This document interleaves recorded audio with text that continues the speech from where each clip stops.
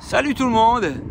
Alors on continue cette série sur les arbres de la forêt et là j'ai quitté le village puis pour aller à la sortie du village et puis on a un arbre fantastique. Vous voyez, il fait un pont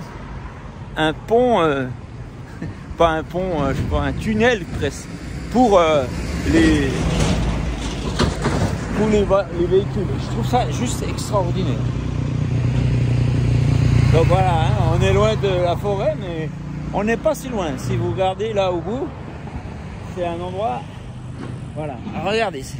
Alors je vous présente, c'est un marronnier. Un marronnier d'Inde. Eh oui, parce que peu de gens le savent, mais les marronniers nous viennent d'Inde. On a de la chance d'avoir des Indiens. Alors je rejoins mon pote Rémi. Hello. Hello. Qu'est-ce que tu aurais à nous dire par rapport à ce marronnier? Disons que nous, on cherche, qu'est-ce qu'il peut nous apporter à nous? À part déjà qu'il est magnifique, on est d'accord. Il apporte une ambiance extraordinaire dans ce coin de route qui serait vraiment moche s'il n'y avait pas lui. Mais est-ce qu'il peut servir à notre santé? C'est ça ma question. Alors attends, je vais peut-être montrer plutôt l'arbre pour qu'on voie de quoi on parle. Voilà, excuse-moi Rémi, qu'est-ce qu'on peut dire comment il peut nous servir? Alors moi je l'utilise pour faire de la gémothérapie avec les bourgeons. Donc tu prends les bourgeons, c'est au printemps? Oui. Tu prends les bourgeons, t'en fais quoi? Alors les bourgeons, quand ils commencent à éclore, c'est là qu'il y a toutes les vertus de l'arbre. D'accord. Il y a les cellules souches de l'arbre. D'accord. Dans les bourgeons. Ouais. Et c'est un arbre qui sert pour aider au retour veineux, pour le mal qu'on appelle les jambes lourdes. Bon alors explique-moi ça, comment tu m'as expliqué avant, parce que je trouve ça assez marrant. Hein. C'est-à-dire, qu'est-ce qui se passe quand on a les jambes lourdes? Pourquoi les jambes sont lourdes? Eh bien ça c'est un problème des veines qui font remonter le sang. Oui. Les clapets qui servent... Il y a des clapets. Fais-moi le petit cirque que tu faisais avant là. Alors le sang qui remonte, ça fait un petit... Puis il y a un clapet chaque fois, donc ça remonte par à coup. Voilà. Puis plutôt que le sang redescend, il y a un clapet qui arrête le sang pour pas qu'il redescende. Voilà, c'est ça. Donc on a un système, vous ne saviez pas, mais vous êtes une machine extraordinaire. Vous ne le savez pas?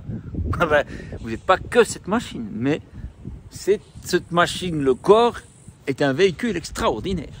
Un grand concepteur qui l'a créé. Oui. Ouais. Et donc ceux qui ont les jambes lourdes quand ils vont marcher, eh bien, ça peut les soulager. D'accord, parce que c'est justement ça le problème.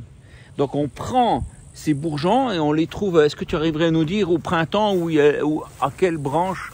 Alors ici j'ai quelques, donc à l'extrémité donc. Alors normalement il y a déjà le bourgeon, hein, on est en automne là. Alors chaque feuille, à la base, il y avait un bourgeon. D'accord, là j'en vois un, tu le vois toi aussi? Oui, bah, ça c'est un qui est prêt pour l'année prochaine. Voilà, attends, est-ce que ça se filme là? Parce que je crois que je le filme là, ouais. Là, il y a un bourgeon, donc voilà. Ah mais là il y en a, ça sera plus facile d'accès. Voilà, ici. Là j'en vois un. Donc ce bourgeon là, est-ce qu'il est à l'écran là? Oui, je le vois. Ah, c'est un contre-jour. Ce bourgeon là, voilà, ça y est, je l'ai.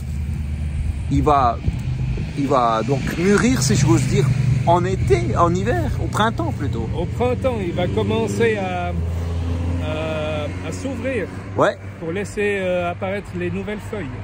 D'accord, mais c'est lui qu'on doit cueillir. Alors ça sera lui, oui, dans des proportions mesurées, parce que si on en prend trop, l'arbre ne sera pas content. Hein. Ouais, il va un peu tirer la gueule. Ah, donc ouais. du coup, on prend ces bourgeons, on les met où? On en fait quoi? Je veux dire, parce que c'est bien joli, on les mange comme ça? Non. Il faut remplir un bocal. Un bocal, ok.